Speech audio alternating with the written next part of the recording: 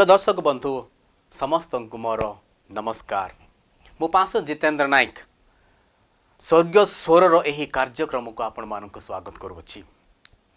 आम शिक्षा निमंते आज विषय हूँ आपण जीवन पाप कौन, what is sin in your life. पाप मनुष्य गोटे बड़ शत्रु अटे। पाप आम शारीरिक एवं आत्मिक जीवन को खलपा करि पकाए, दुर्बल करि पकाए। जदि अनेक विद्वान कहते पाप नहीं, किंतु सेमाने जानी नाहंती पापर भयावहता।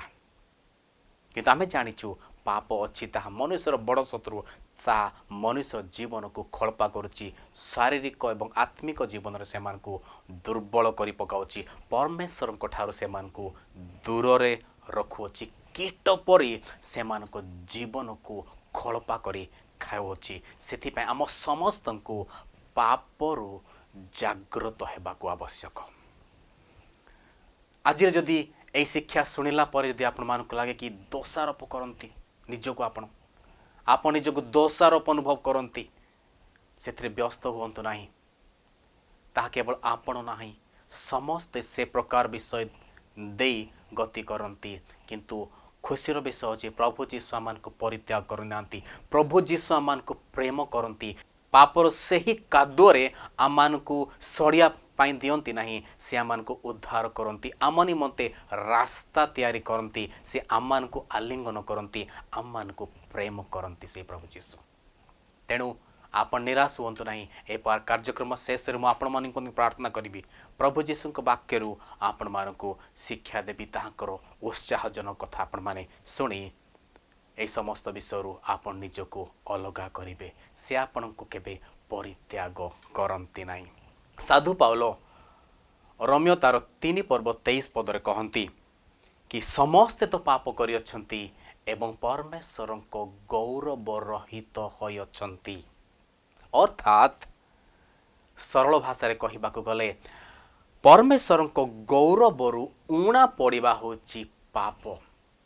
परमेश्वर आम को चाहती एपरी एक जगह को, एपरी गंतव्य पथर, एपरी स्थान को पहुँचा परमेश्वर चाहती आम से स्थान को पहुँची न पारिबा होची पाप। से लक्ष्य च्युत हेबा ताहा होची पाप। परमेश्वर जितेबाला आम लक्ष्य को माप करती, से प्रभु जीशुकर से माप काठी आम को मापी थांती। आमे प्रकृत रे ताहांकर पुत्रंक समान हेचु ना नहीं, से ताहा देखा चाहती। वर्तमान समय पाप को अनेक लोक माने पाप भाव रे देखंती नहीं। से माने कहंती ता ठीक ना भूल, पाप ना धर्म ताहा करंती नहीं, ठीक करिछि ना भूल करिछि। किंतु आमान को जानिबा को पड़िबो। ख्रिस्टियन भाव रे आमान को मध्य ए विषय चिंता कले प्रथमे आम को आसे जे 10 आज्ञा मूसा को देथिबा परमेश्वर को सही 10 आज्ञा लंघन करिबा मात्र ही पाप। किंतु आमे भाबिबा दरकार कि व्यभिचार कि नरहत्या केवल ही बड़ बड़ पाप, आउ मिथ्या कहवा, अभिशाप देवा किंवा प्रतिमा पूजा करवा ए समस्त छोट पाप गुड़िक। मात्र प्रकृत रे कहवाकू गले पाप हेउछि ईश्वर गौरव ऊणा पड़ा। यही विषय को प्रांजल भाव बुझिया निमंते आसंत आमे बाइबल केतोरी पद गुड़िक पाठ करवा। यही पद गुड़िक आमको गोटी गोटी कर शिक्षा देव जे प्रकृत रे पाप कौन। प्रथम विषय होची अपना विवेक विरुद्ध रे कार्य करबा ही पाप। परमेश्वर आमान को विवेक दे अछंती एवं जेते बेले आमान से विवेक विरुद्ध रे कार्य करू ताहा पाप अटे। रोमियो तार 14 पर्व 23 पद लिखा जाए, किंतु जे संदेह करी भोजन करे से दंडनीय हुए, कारण से विश्वास रे भोजन करे नहीं, आउ जहा किछि विश्वास रु हुए नहीं ताहा पाप अटे। एही पदर आमे शिखु जे आमे जहा किछि करिबाकू जाउछु, आउ किंतु आमानकर विवेक ताहा कहूछि ताहा सठिक, किंतु आमे भाबु लोक माने कौन कहिबे, समाज कौन कहिबो, समाजर लोक माने कौन भाबिबे जदि मैं समस्त कार्य करिबो। किंतु आमे जानुचु आमान को विवेक आमान को गंजना देउ नाही, आमे जानिचु यह सठिक विषय यथार्थ विषय जेतेबेले सेही कार्य को आमे करू तेबे ता पाप नाही, जेहेतु विवेक अनुसार आमे करूछु ता परमेश्वर वाक्य कहूची मु नाही। कि जेतेबेले आमे कहू लोक माने कौन करिबे, लोक मान को मतामत कौन हेबो, से माने कौन करिबे, से कथा कहिले जदि से आम विवेक अनुसार करिबा नाही ताहाले ताहा होची पाप।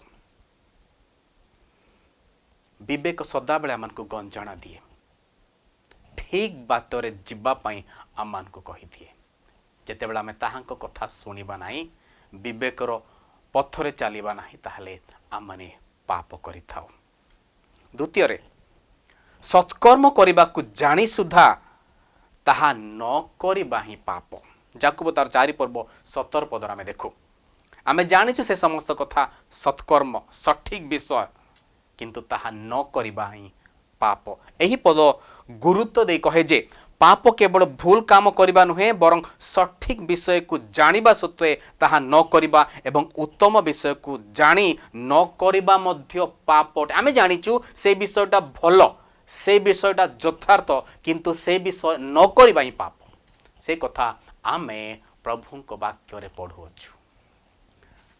आमे केवल मंदता प्रति निर्दोष बा सेथिरु विमुख हेबा नाही, बरं उत्तम विषयर कर्मकारी एवं पालनकारी हेबा आवश्यक।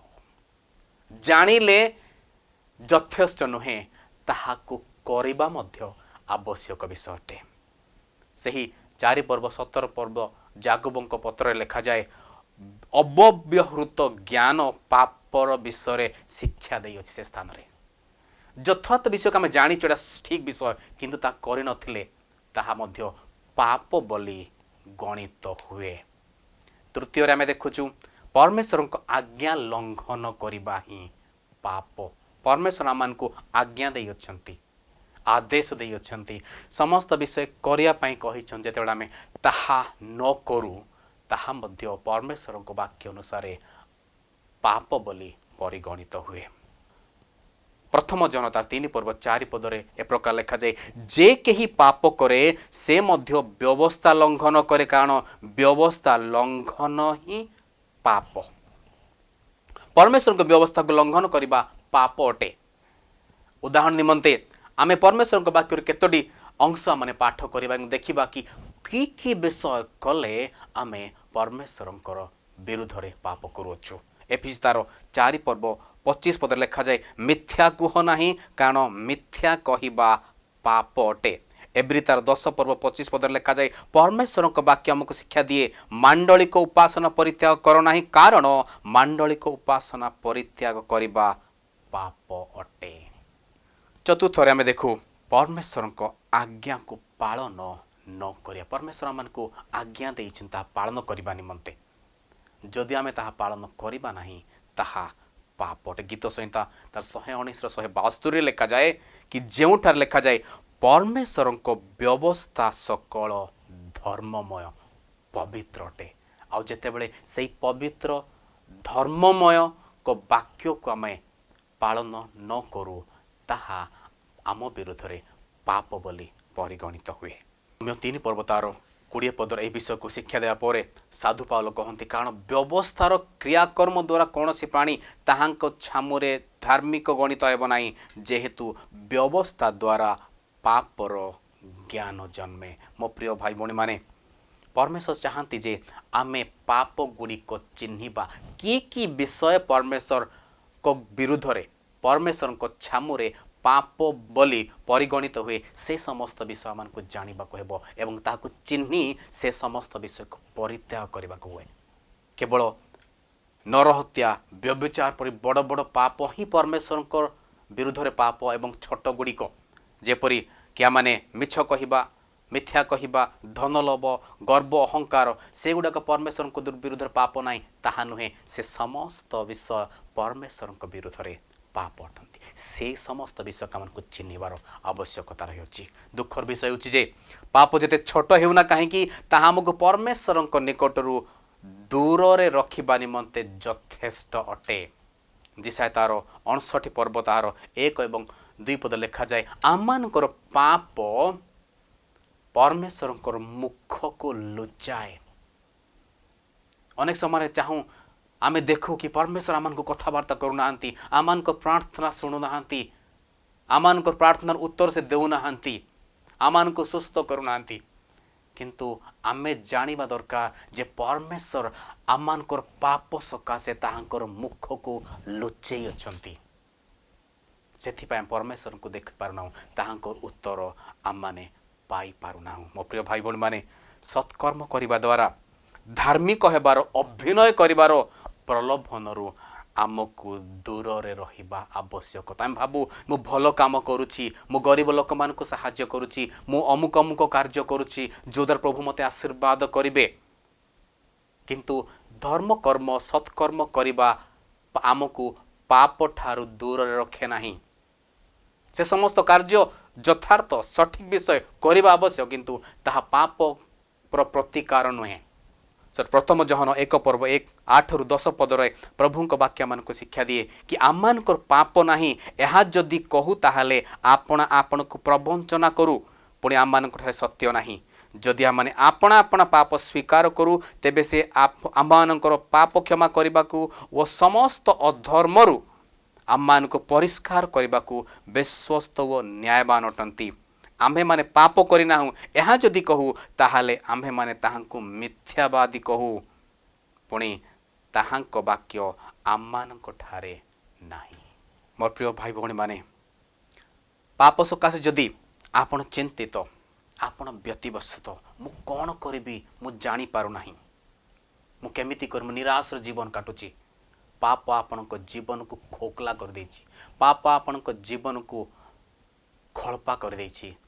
ସେଥିପାଇଁ ଆପଣ ଶାନ୍ତି ଆନନ୍ଦ ଆପଣଙ୍କ ଜୀବନରେ ନାହିଁ। ପ୍ରଭୁ ଯୀଶୁଙ୍କ ନିକଟକୁ ଆସନ୍ତୁ, ସେ ଆପଣଙ୍କ ସ୍ୱର୍ଗସ୍ଥ ପିତା ଅଟନ୍ତି। ସେ ଆପଣଙ୍କୁ କ୍ଷମା କରିବେ, ଆପଣଙ୍କୁ ଆଲିଙ୍ଗନ କରିବେ, ଆପଣଙ୍କୁ ଦୂରୀକୃତ କରିବେ ନାହିଁ। କେବଳ ଆପଣ ନମ୍ର ହୋଇ ତାହାଙ୍କ ନିକଟକୁ ଆସନ୍ତୁ ଏବଂ ପ୍ରାର୍ଥନା କରନ୍ତୁ, ଆପଣ ପାପ ସ୍ୱୀକାର କରନ୍ତୁ ତାହାଙ୍କଠାରେ, ଯଦ୍ୱାରା ସେ ଆପଣଙ୍କର ପାପ ଗୋଟି ଗୋଟି କରି ସେ କ୍ଷମା କରିବେ। କାରଣ ଯେଉଁମାନେ ଅନୁତାପର ସହିତ ତାହାଙ୍କ ନିକଟକୁ ଆସନ୍ତି, ସେମାନଙ୍କୁ କେବେ ସେ ପରିତ୍ୟାଗ କରନ୍ତି ନାହିଁ। ତାହାଙ୍କ ସୁସମାଚାର ବିଶ୍ୱାସ କରନ୍ତୁ, ତାହାଙ୍କଠାରେ ପ୍ରାର୍ଥନା କରନ୍ତୁ, ଆଉ ପ୍ରଭୁ ଆପଣମାନଙ୍କୁ ବହୁଳ ଭାବରେ ଆଶୀର୍ବାଦ କରନ୍ତି। ଏପରି କୌଣସି ବ୍ୟକ୍ତି ନାହିଁ ପ୍ରଭୁ ଯାହାଙ୍କୁ ଦୂରୀକୃତ କରନ୍ତି। କେବଳ ଗର୍ବୀ ଅହଙ୍କାରୀକୁ ସେ ଦୂରୀକୃତ କରନ୍ତି, କିନ୍ତୁ ପାପୀମାନଙ୍କୁ ସେ ଆଲିଙ୍ଗନ କରିବାକୁ ଚାହାନ୍ତି, ସେମାନଙ୍କୁ ସେ ପ୍ରେମ କରନ୍ତି। ମୋ ପ୍ରିୟ ଭାଇ ଭଉଣୀମାନେ, ଆପଣଙ୍କ ସ୍ୱର୍ଗସ୍ଥ ପିତା ଆପଣମାନଙ୍କୁ ପ୍ରେମ କରନ୍ତି, ମୋତେ ପ୍ରେମ କରନ୍ତି। ଯେପରି ସେ ପ୍ରଭୁ ଯୀଶୁଙ୍କୁ ପ୍ରେମ କଲେ, ସେପରି ଆମ ସମସ୍ତଙ୍କୁ ପ୍ରେମ କରନ୍ତି। ଯଦି ପ୍ରାର୍ଥନାର ସହିତ ଆପଣ ତାହାଙ୍କ ନିକଟକୁ ଆସିବେ, ସେ କେବେ ଆପଣମାନଙ୍କୁ ଛାଡ଼ିବେ ନାହିଁ, ତ୍ୟାଗ କରିବେ ନାହିଁ। ଆସନ୍ତୁ ନିଜ ନିଜକୁ ପ୍ରଭୁଙ୍କ ହସ୍ତରେ ସମର୍ପଣ କରିବା, ପ୍ରାର୍ଥନା କରିବା, ନମ୍ର ହୋଇ ତାହାଙ୍କ ନିକଟକୁ ଆସିବା, ଉବ୍ର ହୋଇ ପ୍ରଣାମ କରିବା, ପ୍ରଭୁ ମୋତେ କ୍ଷମା କର। ସେ ଆପଣଙ୍କର ପାପକୁ ନିଶ୍ଚିତ ଭାବରେ କ୍ଷମା କରି ଶାନ୍ତି ଏବଂ ଆନନ୍ଦ ଆପଣଙ୍କ ଜୀବନରେ ପରିପୂର୍ଣ୍ଣ କରିଦେବେ। ଆସନ୍ତୁ ଆମମାନେ ପ୍ରାର୍ଥନା କରିବା ତାହାଙ୍କ ନିକଟରେ, ଯେପରି ପ୍ରଭୁ ଆମମାନଙ୍କୁ ପ୍ରଭୁ ଆଶୀର୍ବାଦ କରିବେ। ପ୍ରଭୁ ଧନ୍ୟବାଦ ଦେଉଛୁ ଏ ସୁନ୍ଦର ବାକ୍ୟ ନିମନ୍ତେ। ମୋ ପ୍ରିୟ ଭାଇ ଭଉଣୀମାନଙ୍କୁ ତୁମ ହସ୍ତ ସମର୍ପଣ କରି ତୁମେ ସାହାଯ୍ୟ କର, ସେମାନଙ୍କ ପାପ ଗୁଡ଼ିକ ମାର୍ଜନା କରି ସେମାନଙ୍କୁ ପ୍ରଭୁ ତୁମର ସନ୍ତାନ କର, ଯେପରି ସେମାନେ ଶାନ୍ତି ଆନନ୍ଦର ଜୀବନ କାଟିବେ ଏବଂ ତୁମର ସନ୍ତାନ ହେବେ। ଯୀଶୁଙ୍କ ନାମରେ ଏହି ପ୍ରାର୍ଥନା ମାଗୁଅଛୁ, ଆମେନ୍।